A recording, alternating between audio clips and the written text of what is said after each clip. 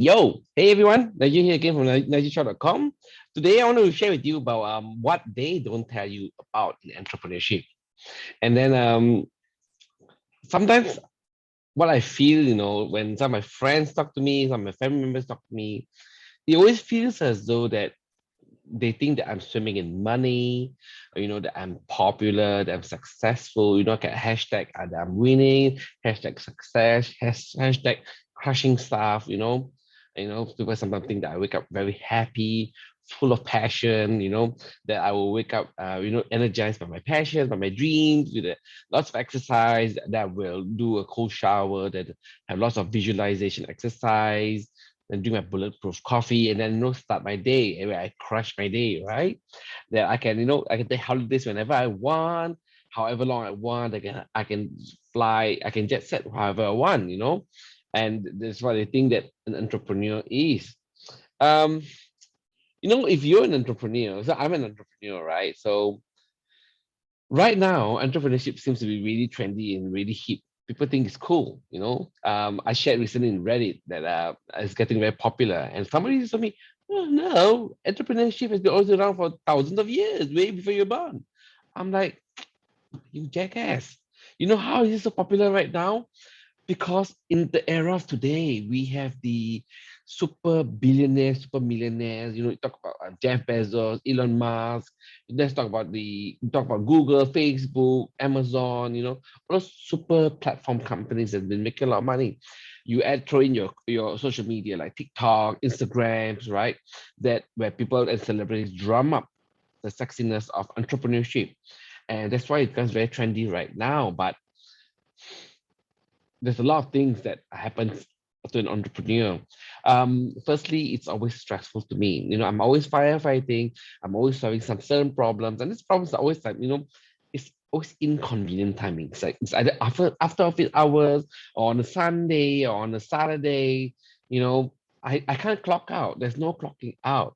And then I'm always worried. I'm always worried and thinking, worried about money. I'm worried about sales, revenue. I'm worried about my people, my staff, my contractors, my competition.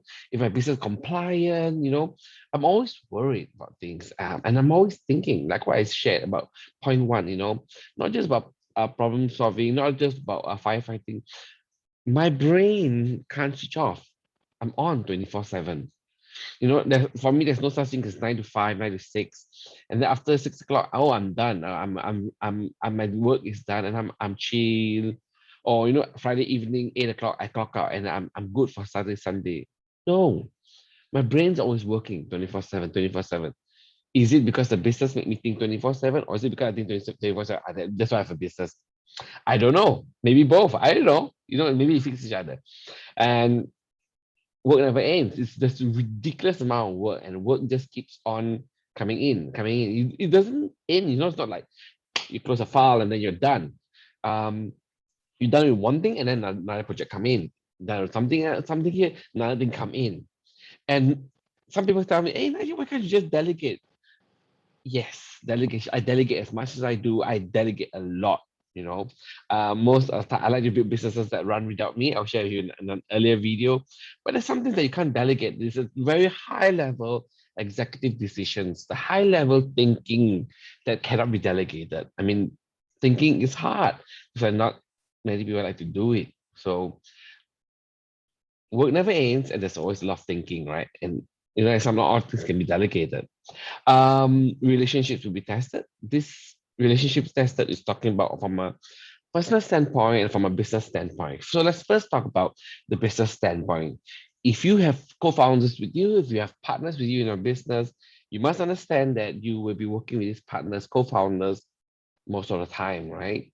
And we're not talking about, just weekdays. We're talking about, extended days, weekends, and there will be moments that there are disagreements because one want to go this way and one want to go that way. And then you have just disagreements, there's going to be arguments at times, and then it will be strained because sometimes it's just really hard. Especially when you're very passionate about things, or especially when you feel very strongly for some things. But that's typically for people who have less emotional maturity. I shared with you before how some of the people that we work with, when she hits the fan, I always shared the firefighting always no problem. She hit the fan for 2 months, and this co-founder couldn't take the strain, broke under the pressure, and just all of a sudden just turn around saying that I didn't sign up for this when it's written in the contract. I didn't read it, so it didn't count. Then we're like, huh? Is this such really? I didn't read it, therefore it doesn't count. I want out. Then that happens. These kind of people quickly let them go. So you relationships will be strained. There's a lot of different kind of relationships that there are definitely different kind of people that you'll be working with. So that's a business level relationship, right? It will be tested. So when tested, you get stronger and you learn to work each other better, you know.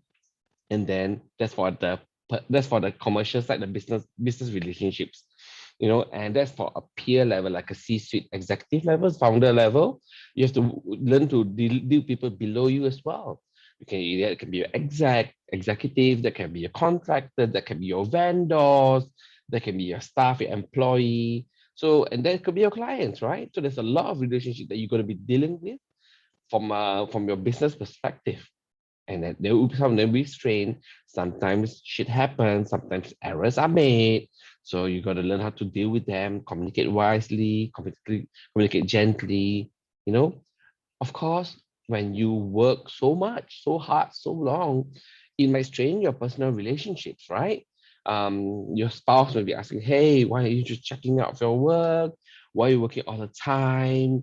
You know, what's up? Can we have a drink? Can we have a meal? And then you're just like, oh, I can't because I have this problem to solve. I got that problem to solve. And after two, three, four times, they get disappointed. They start being resentful. Sometimes it's because the business is so busy, there's so much fight to fight. But sometimes, you have some struggles that, an example, let's say somebody may come, if let's say my business having some sort of trouble, it's this big one. And my friend will tell me, hey, Nigel, come, let's go for a beer, let's go for coffee. I don't drink beer, by the way. And then if the thing's bothering me a lot, I might not want to go and meet up with my friend because, right, number one, my frame of mind will not be there. I'll probably be thinking about the business, right, about the work, how to solve the problem. Number two is that I sometimes find it very difficult, to tell them, hey, I'm actually struggling with this problem. And look, this is a real problem. Okay, sometimes it's a P&C thing, it's a privacy and confidentiality thing. Sometimes it's just that I'm not sure wait, can I share it or not. So when in doubt, I won't share, right? So this is one of the risks that you face as an entrepreneur. And that's why I shared in the earlier video, right, why entrepreneurs can be lonely. It can be a lonely path. It can be depressing because you cannot relate with people or because you're working so long that your relationships are strained. There's also many risks that you face as an entrepreneur. There's the crazy highs and lows. Highs is like, you hit a certain milestone, and then the next day, the next month, the milestone become half the year. Oh my God, what's happening? So that can be the crazy high lows, which can really strain you a lot. There's a high blindness. Some people who achieve multiple level of high, they start to think that they're infallible. They think that if I can do A, B, C, therefore everything is I can do. Some things can't, right? And that when there's high blindness, what people do is that they set themselves up for a big level failure. An example of high level blindness is like say you've been doing businesses of 5 figure, 6 figures. So you get really confident 5 figure, 6 figure, and then one day you decide if I can do 5 figure, 6 figure, I can do 8 figure. And then you go 8 figure, then if it really falls flat, because a 6 figure problem is not the same as an 8 figure problem. And falls flat, it can really set you back terribly back. So that's one of the risks of high level blindness. Mental health, there's a lot of research showing that how entrepreneurs do get 1 in 3 entrepreneurs are at risk of getting depression because of the strain, the stress, the isolation, the loneliness. It takes a toll. Physical health as well. If you're working all the time and you're not working out, you can really neglect your physical health. I mentioned about loneliness earlier. So these are the 6 big groups of issues that entrepreneurs face, other than business doesn't work, right? So these 6 issues are the general issues that entrepreneurs don't tell you, or at least people don't tell you, right? And the 2 real questions over here: is entrepreneurship worth it? Of course, I will do it in a heartbeat. I'll do it again. I'll quit my job where that I did in 2008 and do it all over again. I'll quit that job that offered me, 5-figure salaries and lots of post public price cash. I'll quit that in a heartbeat again. It's the hardest shit I've ever done in my life, but it's by far the most rewarding. I have so much joy from running a business, from the learning, to the application, to the growing. Finance is great. I mean, the income is great, but I leave a lot of money on the table because I'm not optimizing for maximum profits. I'm optimizing for maximum happiness and freedom, because that's my preference, right?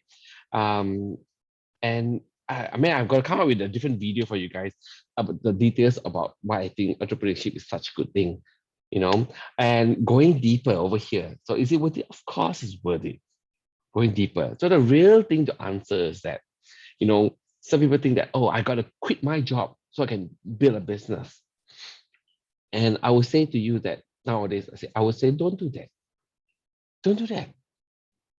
Do it on the side. Going deeper, why we go deeper and how we go deeper is to ask ourselves, what is entrepreneurship about? The real question, the real answer, is it really about earning more? Is it really about, firing a boss? Sometimes it is, right?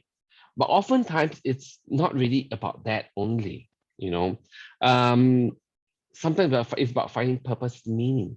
Sometimes it's about curiosity. I always joke with my friends and family nowadays, like, you don't have to have the next big idea about, Facebook. You don't have to create the next Facebook or the next Google. If you have things that you're interested in already, Gary Vee says that, you're interested in Teenage Mutant Ninja Turtles, Michelangelo or Raphael, right? Just create a blog or videos about that. I love peanut butter, so I mention peanut butter quite often. You can write blogs about peanut butter, at the different types of nut butter, benefits. You can write about comic books, pickles, I don't know, certain animal, outdoor hunting with a bow and arrow, anything. You know, Entrepreneurship is more so about an expression of ourselves as we explore what is interests us or what we're curious about. It doesn't mean we have to quit our job today to set out something big the next day. You don't need that. It's about sometimes just scratching an itch, what you're curious about, that you like, and that's really it. And if study on the side, because so that you can have regular income, you can do it on the weekends, you can do it after office hours, which is great, because having regular income, putting a roof over your head, having hot water, I gotta zoom back, zoom. Okay, good. Having hot water, having regular food, these are things that keep you sane. So it's outside of your office hours that you can pursue your entrepreneurship activities, your curiosity activities. Some people paint, you can paint for fun and just post it up on your blog or your website, right? You can explore affiliate marketing. I'll put a link down below where you can sign up to learn how to make money online as well, which is something that you can do on the side. Do not rush into quitting your job. There's a lot to learn in entrepreneurship, and oftentimes it's a slow burn. It takes sometimes 12 months, sometimes 24 months for you to get a good traction to earn what you like to earn. So don't rush it. There's lots of things to learn in entrepreneurship, but it's one of the best things I've ever done for myself, for growth, for fun, for freedom. So that's all I have to share with you in this video. This is my camera zooming in, zooming out today. So If you like this video, please comment down below. Do share with your friends and your family. Hit the subscribe button so you can keep updated with more videos that I'm going to share. And that's all I have for you today. Do comment, okay? Take care. See you. Bye.